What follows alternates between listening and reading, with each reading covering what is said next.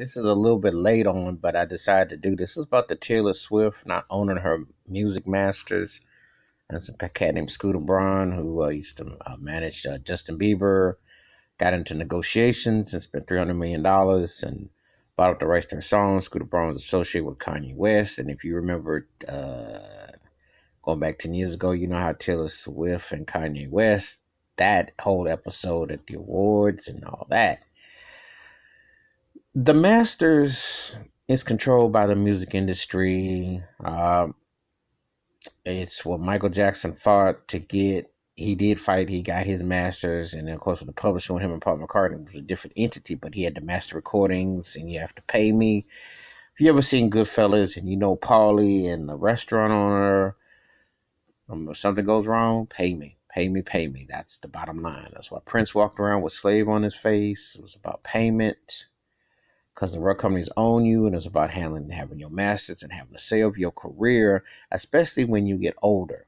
You peak in your prime, you don't think about it per se. Most artists are so happy to get signed, they get rich and famous and known, etc.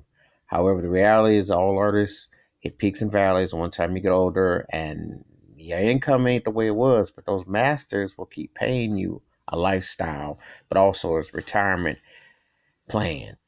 And when the company can still take 80% or pay you 20% or 50, when you done already, they still say you owe and all this and that, and you don't have any say over your copyright and all that, that's a problem. And that happens to a lot of artists who don't have a say. A lot of artists who still fight the system. I in part think that's one of the real reasons what R. Kelly's dealing with. I really do, because that song I admit he came up with last year, he said, I want my masters, my recordings. He doesn't own the songs, the masters publishing. That's how these record companies operate. And I do believe that's in part of why his circumstances as they are, unfortunate as they are. But I do believe that does play a part because these record companies are bullies and they use any leverage and anything to distance themselves from you. And if you ask them about my money or about my masters, they're going to come at you. It's been going on for forever and a day. And when artists are deceased and they come into the fights between the estate and then have with the Jimi Hendrix situation, James Brown back in the day re-recorded his tracks, King Records, from his early recordings to have a say. That's what Taylor Swift might have to think about. The problem is that most artists, there was the old 7-year deal on California, and the albums are the deal, and you had to sign that old deal. Problem is that most artists hit their peak in their prime early. Very few have like late surges in their careers where they tell. Now, not too many artists can say they've had a Stevie Wonder, Michael Jackson, Miles Davis run past a certain age and hit like that.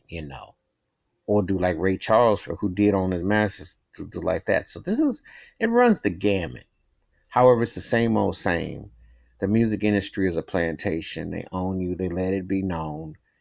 Um, they treat the people who take out the trash better than you, even though it's you that makes the building rise. You're the artist. Taylor Swift been in the game for a minute, and she's branded herself and etc. Uh, I'm not big on her per se, but she writes her stuff. But she's been a brand. She's been able to work genres in pop and country. Had a collab with Kendrick Lamar. Been very successful. Successful tour artist. However, the business is a business is a business at the end of the day. And they're not going to hand you what's supposed to be yours on a silver platter. They rather have you crawling big, and they'd rather have you old and put on a toupee or wig or something and be up on that stage to say, yeah, we still own you, because that's what they do. Yeah, they spend money on you in advertising, but there are artists who, when they sell certain records, how they end up still being in debt when they die, like Tupac and Biggie, for instance. Like I said, this runs the gamut. It affects more African American artists because of the way the rules were set, but it affects white artists as well. If you get hosed by a bad deal you sign, it's just so much industry politics, and some people feel the Illuminati. And it runs the gamut. It runs the gamut. It runs the gamut. Cracks me up on the back of label says anti-piracy is a federal offense, and the government they put all those stickers on it to scare you, but yet they give some of the worst contracts known to man.